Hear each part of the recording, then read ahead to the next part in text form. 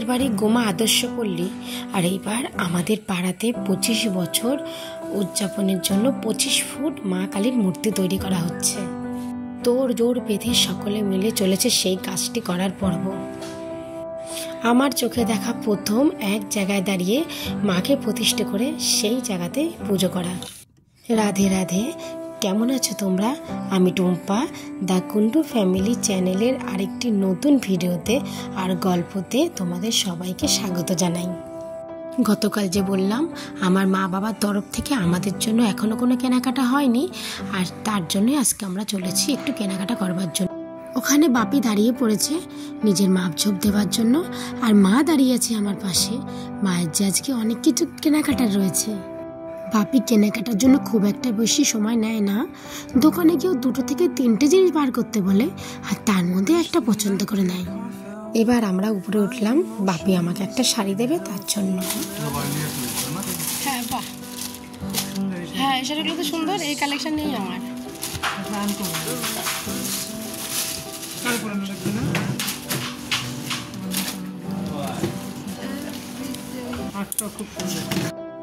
মা এখানে বসে আছে। মাকে কতবার বললাম তোমরা যখন শাড়ি জামা কাপড়গুলো দেবে তুমি একটু আধটু চয়েস করে দাও।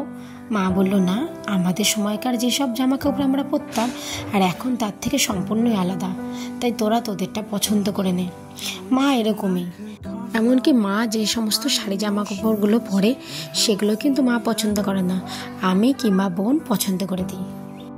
এই সুন্দর রঙের সাদা শাড়িটা মা বাবার তরফ থেকে আমাকে পুজোতে দেওয়া হলো, আর এই শাড়িটা পছন্দ করলো বাপি। মা বলেছিল যেহেতু বাপি তুই আছিস, তুই একটা শাড়ি পছন্দ করে টুম্পার জন্য নিয়ে নে। আর আমাদের দুজনেরই এই সাদা শাড়িটা খুব পছন্দ হয়েছে। बेल्ट नहीं टोपी बताओ कौन सा चाहिए? टोपी ले लो, ये वाला ओके। क्या लगा बेटा? थोड़ा बड़ा हो गया लग रहा है। ओके, जय हिंद। এবার চলে আসলাম আমরা পাঞ্জাবি সেকশনে। বাপি এবার মায়ের কাছ থেকে পাঞ্জাবি নেবে। বছর 5 আগে যখন বোনের বিয়ে হয়েছিল তখন মা 2 জামাইকে পছন্দ করে 2টো পাঞ্জাবি দিয়েছিল।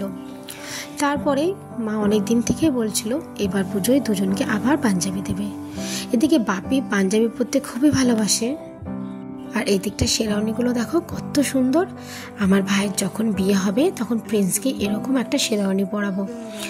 আসলে আমাদের বাড়িতে বিয়ের যোগ্য বলে আমার ভাই আছে, তাই যখনই কোনো পাঞ্জাবি দেখি অথবা বেনারসি শাড়ি দেখি তখনই আমরা বিয়েতে কে কী পরবো সে চিন্তা ভাবনাটা করে নিই।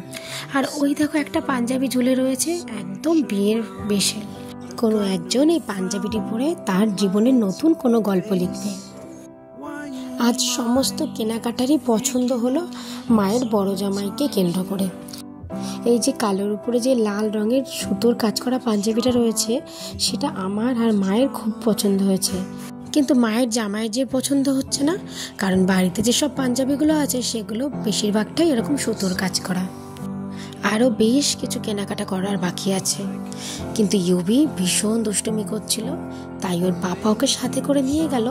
এখন রইলাম আমি আর মা। এইবারটি শুরু হলো ভাইয়ের জন্য পাঞ্জাবি পছন্দ করা। ভাইকে ফোন করলে কিংবা ভিডিও কল করলে একই কথা বলে, তোদের যেটা ভালো লাগে সেটাই নে। আমার ভাই এখনো পর্যন্ত নিজের পছন্দ করা জামা কাপড় পরে না, আমি কিংবা বোন যেটা পছন্দ করে দিই ও সেটাই পরে। ঘড়ির কাঁটা একটাই যে পৌঁছে গেছে, তাই তড়িঘড়ি করে শপিং করে এখন বাড়ি ফিরতে হবে। এটা বড় হয়ে যাবে না, এটা মানে আর মানে নেই।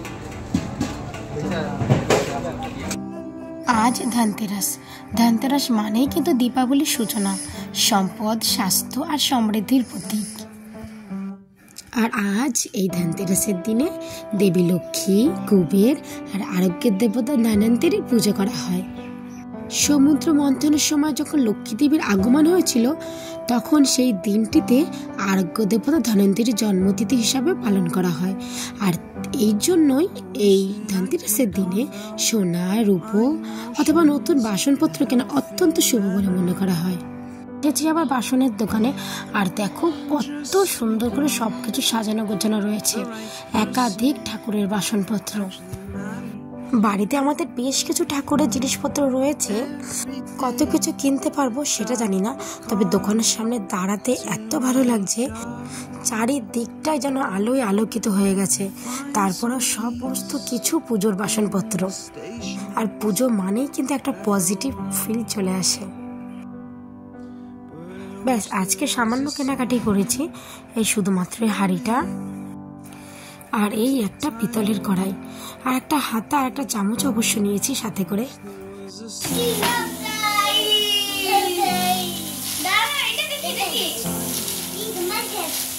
সময় এখন বিকেল 5টা। দুপুরবেলা খাওয়া দাওয়ার পর একটু ঘুমিয়ে নিয়ে আবার উঠে বসে পড়লাম জামা কাপড় নিয়ে। ওই যে লাল শাড়িটা দেখা যাচ্ছে, ওটা একটা ছাপার শাড়ি উইথ ব্লাউজ পিস, ওটা আমার মায়ের শাড়ি। পেছনে কাজটা সুন্দর আছে না, কাজটা সুন্দর আছে।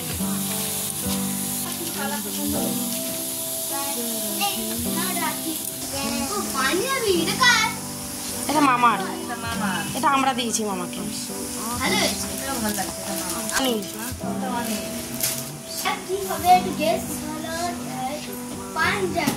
এটা পাপার, পাপা নিজে চুজ করে নিয়েছে, এটা তোমার সোনামণি পাপাকে দিয়েছে। কালারটা কেমন হয়েছে?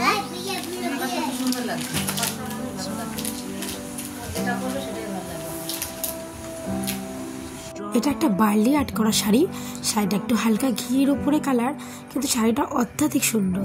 এটা আমাকে বাপি দিয়েছে আর নিজে পছন্দ করে।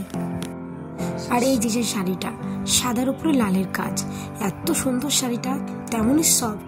এই শাড়িটা আমার মা বাবার তরফ থেকে আমাকে দেওয়া হয়েছে, আর এটাও কিন্তু বাপি পছন্দ করে দিয়েছে আমাকে।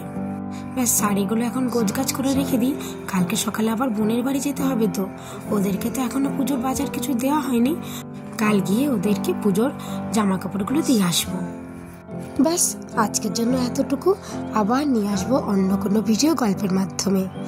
আমার সঙ্গে এতক্ষণ আমার ভিডিওটি দেখবার জন্য তোমাদেরকে অসংখ্য ধন্যবাদ। ভিডিওটা ভালো লাগলে চ্যানেলটা সাবস্ক্রাইব করে আর একটা লাইক কমেন্ট করে দিও। ধন্যবাদ, তোমরা ভালো থেকো, আবার দেখা হবে।